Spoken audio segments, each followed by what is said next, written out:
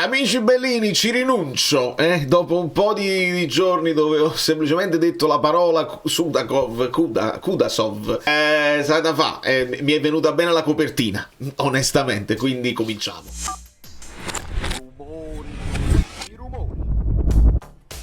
Perché? Perché poi ogni volta che esce una notizia di mercato c'ha da darci giunto in mezzo a rompere le uova nel famoso paniere.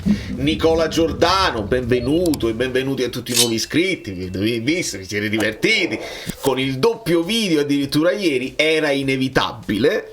E però adesso, visto che anche la partita, purtroppo per un gravissimo lutto, anche Lecce-Atalanta o Atalanta-Lecce, insomma la partita che doveva esserci venerdì viene rinviata anche quella, di conseguenza c'è questo gap calcistico di calcio giocato che viene inevitabilmente riempito da notizie di mercato. Quindi noi ci spostiamo, li affrontiamo in modo molto leggero, perché lo sapete che quando certi nomi escono troppo presto di solito non si fanno. Ci spostiamo con una brabam.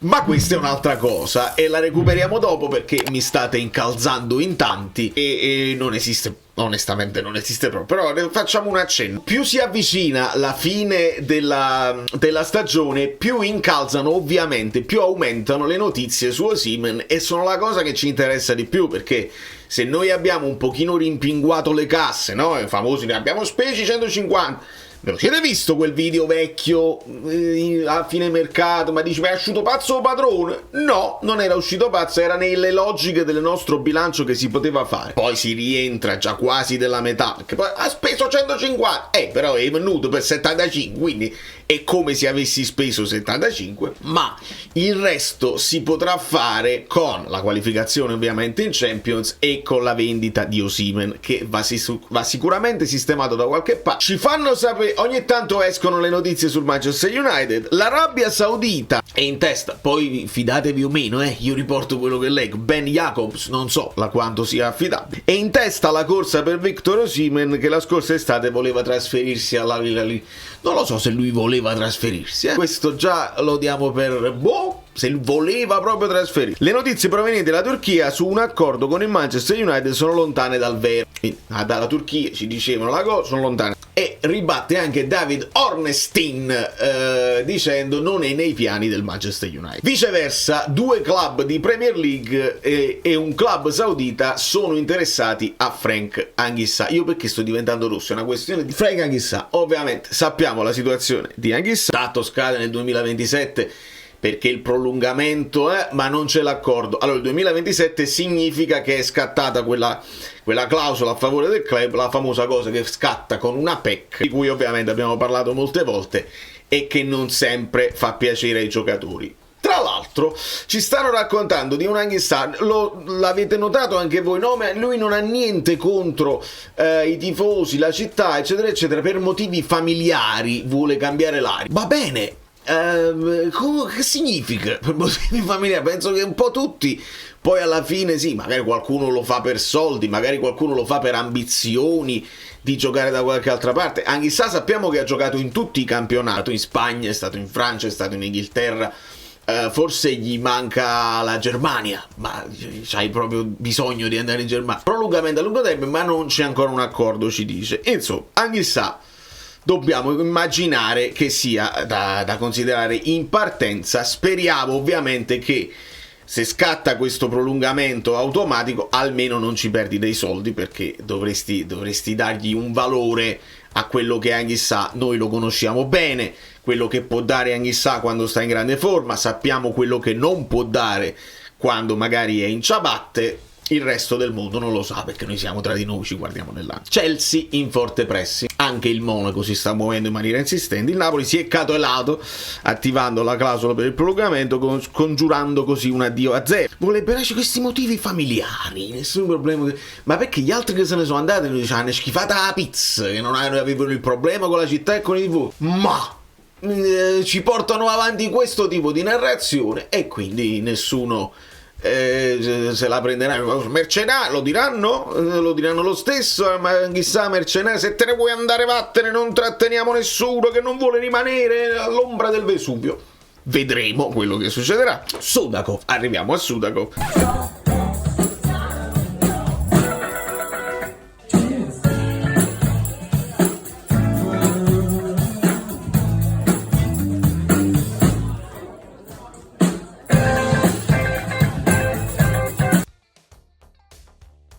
trattativa avanzata. Ora abbiamo letto anche di alcune dichiarazioni di Sudo, il Napoli fa piacere, fa molto piacere. È chiaro, signori, tutte queste dichiarazioni, se ti arriva la domanda, abbiamo saputo di un interessatore del Napoli, che dici? Sudakov ti può mai rispondere no, il Napoli non mi piace proprio. Se dovessi andare da qualche parte è normale, tutti i giocatori al mondo rispondono allo stesso modo, e ha risposto allo stesso modo anche della Juve. Teniamo presente questa cosa qua, perché ha detto sì, l'interessamento del Napoli fa grande piacere di giocare in Italia, il Napoli è una grande squadra, Conte è un grande allenatore, eccetera eccetera. Interessamento anche della Juve, e Sudo deve rispondere, cioè, al di là di qui da chi fa molto piacere, vuol dire che ti stai comportando bene, e lo sappiamo che è il calcese, no? Ma il nome di Sudakov non è un nome nuovo. Il Napoli ci sta presso da parecchio tempo, e ci sta presso da quando Sudakov era da considerare un under, perché adesso lui, essendo un 2002 se non sbaglio, è poco sopra, quindi non sarà considerato è uno che occupa il posto di lista sicuramente. E l'anno scorso si leggeva, c'era un articolo di marzo 2024, diceva oltre al Napoli e alla Juventus, ovviamente la Juventus giunto Napoli, è chiaro che doveva essere per forza, anche l'Inter sembrava interessata a Raggi. Sudakov ha le idee chiare, ambizioso com'è, ha messo nel mirino in Napoli, sogna il grande salto e aspetta notizie al più presto. La Juventus ha presentato un'offerta ufficiale per Georgiej Sudakov ed è in trattative dirette. Giunto il promotore dell'operazione, ritenendo l'ucraino o ucraino adatto allo stile di gioco bianconero. E poi quale sarebbe questo stile di gioco bianconero? Perché quando scrivete delle cose, caro Ben Jacobs, qual è lo stile di gioco? Perché con Motta si è fatto una cosa, con Tudor se ne fa una completamente all'opposto. Poi i risultati, andate a tirare le somme, in questo momento sono gli stessi, ma quale sarà il sistema di gioco dei bianconeri l'anno prossimo? E soprattutto, avranno gli introiti della qualificazione in Champions League? Arriveranno quarti oppure dovranno fare con quello che otterranno dal mondiale per club? Perché quello sarà il modo per le altre squadre di mettere più soldi in cassa, il mondiale per club. Quindi non si sa ancora se verrà confermato Tudor, se dovranno prenderne un altro.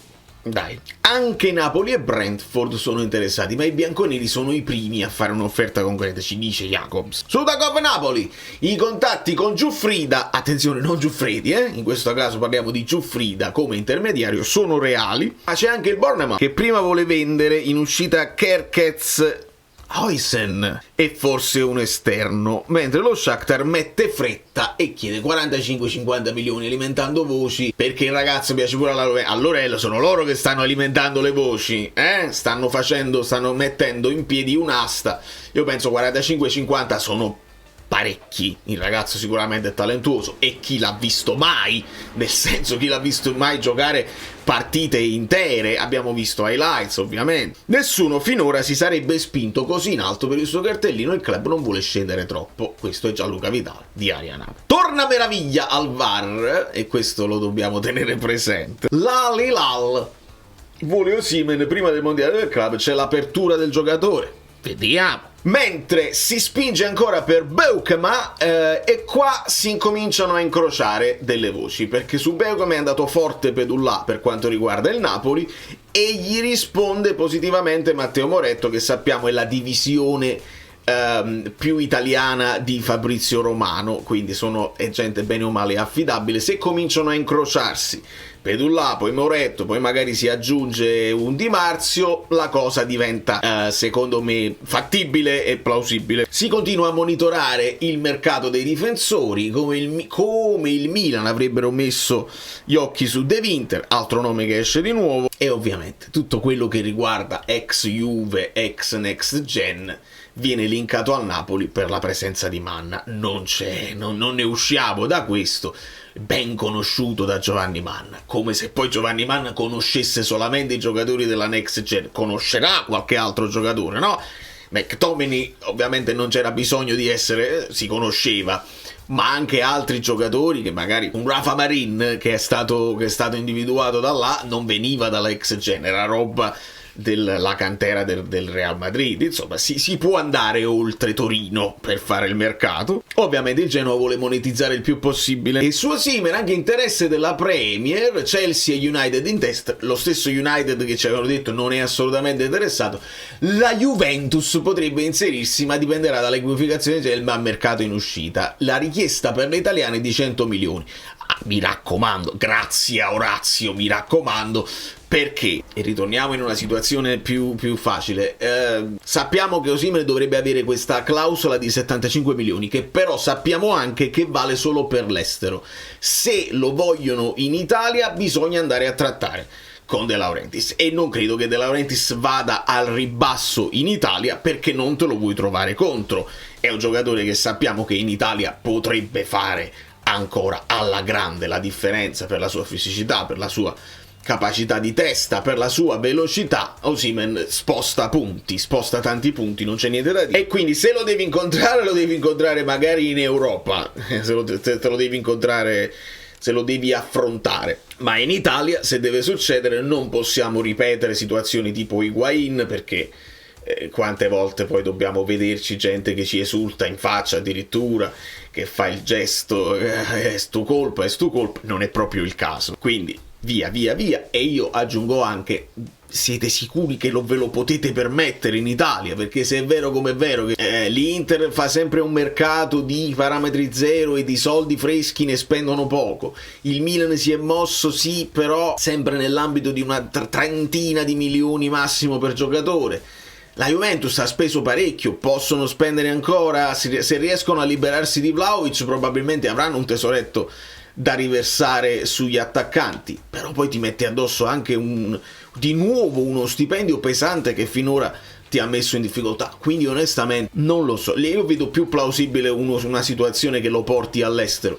Per Osimhen il non plus ultra sarebbe la Premier, perché lui l'ha sempre dichiarato: voglio andare in Premier. Se però in Premier non puntano forte su di lui e non gli danno lo stipendio che lui vuole, lui chiede e pensa di meritare, probabilmente si affaccerà ad altri mercati che possono permettersi l'ingaggio del ragazzo. E chiudiamola con una riflessione, perché la riflessione la voglio fare insieme a voi. Insomma, nel finale di partita si è visto Inzaghi in escandescenza urlare: non voglio il recupero, non mi prendere per il culo, non voglio farmi prendere per il culo, insomma questo intendeva, non lo voglio. Poi arriva anche il quarto uomo che lo abbraccia, lo accarezza, dice: ma non ti preoccupare, ci pensiamo noi, eccetera eccetera. Signori, io non la ritengo una situazione possibile e logica, Poi da regolamento mi dite voi, perché staranno uscendo, io ho letto un pochino di cose, no, da regolamento si può anche chiedere,